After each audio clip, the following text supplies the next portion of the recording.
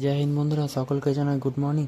তো এই কুকুরটার মুখের বাঁ দিকে পুরো ফুলে গিয়েছে, চোখগুলো ঢেকে গিয়েছে। ও খাওয়া দাওয়া করছে, চলাফেরা করছে, সবই করছে, কিন্তু এটা ফুলে আছে। তো এটাই প্রবলেম। তো এটাকে আমরা অ্যাবসেস জ্বর বলতে পারি। টেম্পারেচারও নর্মাল আছে।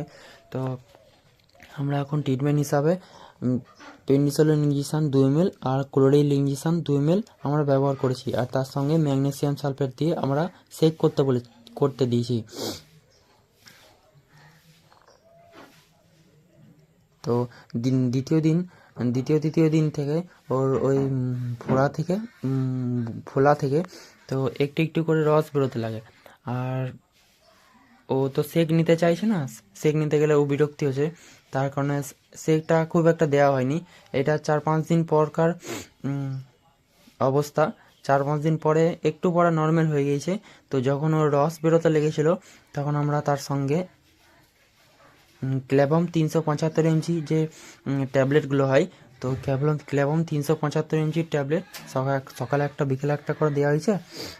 তারপর দেখেন রিকভারি দেখেন পুরোপুরি ঠিক হয়ে গেছে। ওইখান থেকে পুঁজ বেরিয়ে গেছিলো, রক্ত বেরিয়ে গেছিলো।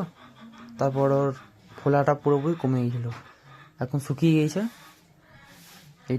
এইটা প্রায় 25-26 দিন পরকার ভিডিও। এইরকমই নতুন নতুন ইনফরমেটিভ ভিডিও দেখার জন্য আমাদের চ্যানেলটিকে সাবস্ক্রাইব করে রাখবেন, সঙ্গে পাশে থাকবেন। এই চ্যানেলের সকল দর্শকদের জানাই অসংখ্য ধন্যবাদ। Thank you, take care.